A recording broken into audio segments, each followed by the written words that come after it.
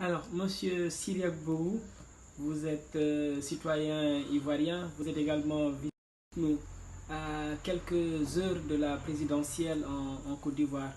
Quel est votre ressenti personnel de ce qui s'est passé ces derniers jours?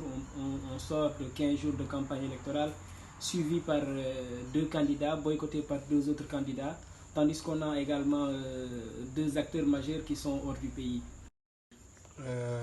Déjà, merci à vous de m'interviewer et merci.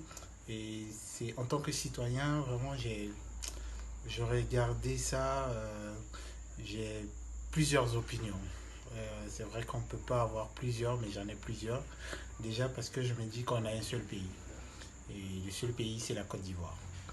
Et par rapport à tout ce qui se passe aujourd'hui, il y a eu beaucoup de choses qui ont été dites et qui continueront d'être dites. Donc, on va aller aux élections demain. D'autres ont demandé à ce que ça soit boycotté. Ils ont demandé pourquoi, parce que ils jugent que celui qui est là actuellement ne mérite pas de faire un troisième mandat. Et ça, on sait tous ce que c'est que les troisièmes mandats en Afrique. Et on a vu dans certains pays comment ça s'est mal terminé, malheureusement. Et l'autre côté, c'est aussi demander aux gens d'aller voter dans ces conditions-là. Et en tant que citoyen, je suis un peu partagé parce que je me dis que je reviens encore, on a un seul, vraiment on a un seul pays.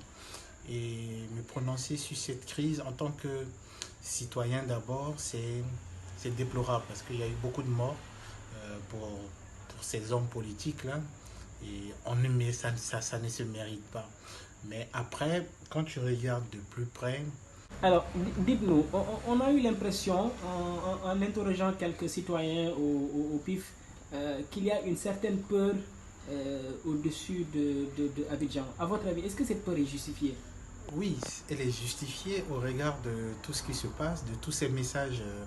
Malheureusement, moi je suis plus sur les réseaux sociaux, il y a tellement de messages de haine, il y a tellement de messages de fake news qui circulent, il y a tellement de rumeurs. Là, on nous dit, par exemple, à l'heure où nous sommes en train de faire nous, notre interview, certains diraient que il y a un coup-feu qui a été déclaré par des gens, on ne sait pas par qui.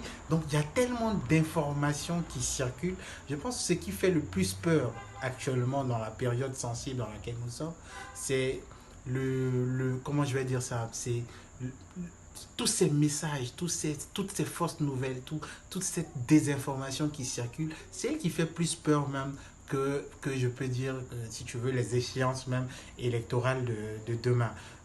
Parce qu'il y a tellement de choses qui sont dites. Et le citoyen n'a pas été peut-être formé pour savoir détecter des fausses nouvelles, des bonnes nouvelles. Le citoyen n'a pas été formé pour savoir quelle source aujourd'hui est crédible, sachant que souvent même des sources dites officielles peuvent aussi produire de fausses informations. Donc on est un peu dans ce flou-là, ce qui fait que aujourd'hui Abidjan c'est quand même plus ou moins vidé parce que les gens sont allés se terrer soit dans leur village, soit dans des régions ou bien voire même hors du pays pour ceux qui ont des... Donc on est un peu dans ce flou-là, ce qui fait que aujourd'hui Abidjan c'est quand même plus ou moins vidé parce que les gens sont allés se terrer soit dans leur village, soit dans des régions ou bien voire même hors du pays pour ceux qui ont des moyens, par d'autres même prenant même des chemins un peu difficiles pour rejoindre d'autres capitales limitrophes de la Côte d'Ivoire. Donc ça fait peur. Ça fait peur parce que on a vécu quand même, il y a quand même, faut pas l'oublier, il y a quand même 10 ans de cela, 9 ans de cela, une crise sans pareil en Côte d'Ivoire. Et les gens ne veulent plus revivre ça, les citoyens ne veulent plus revivre ça, et personne ne veut revivre ça. Donc chacun préfère prendre ses dispositions. D'aucuns, c'est faire plein de provisions, garder à la maison. Si tu étais là, peut-être il y a quelques jours, tu serais allé devant les supermarchés, devant les marchés, tu aurais vu un monde fou, parce que tout le monde veut s'approvisionner, parce qu'ils disent on ne sait jamais.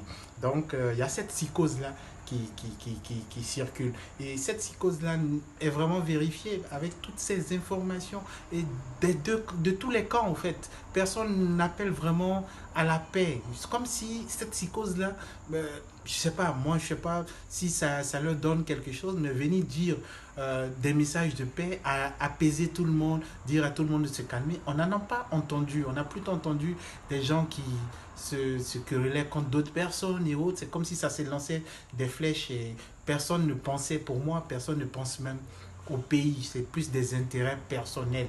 Et ça, c'est ce que je trouve quand même dommage en tant. Vous avez évoqué également les fake news.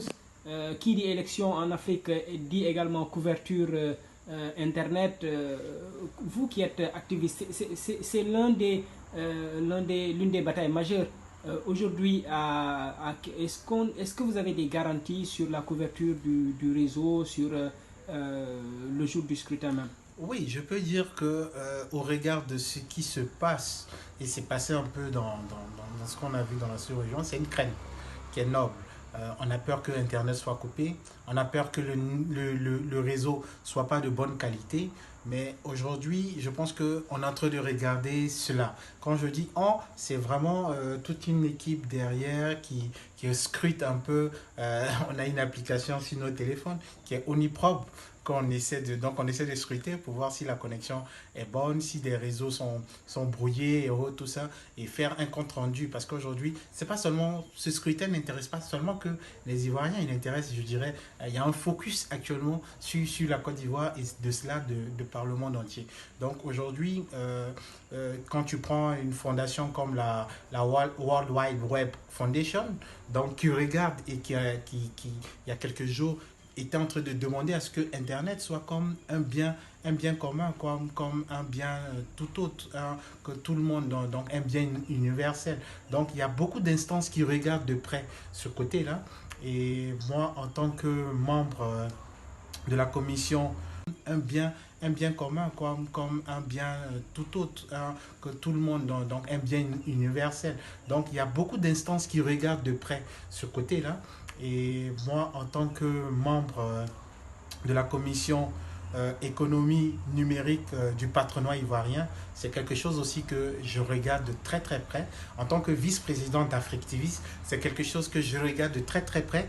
Donc je me dis, je pense que les opérateurs sont à pied d'œuvre pour ne pas qu'il y ait de coupures, pour ne pas qu'il y ait de baisse de débit, pour que tout le monde puisse utiliser les réseaux sociaux pour rester en contact d'abord avec leur propre famille, pour donner des informations, mais aussi pour regarder ce qui se passe ailleurs. Donc c'est important et je pense que à partir de ce soir, de ce que j'ai cru entendre quand même dans les petits coins et autres, je pense que certains opérateurs sont en train de mettre une équipe pour ne pas qu'il y ait ces genres de coupures. Merci beaucoup, Cyriac. Merci.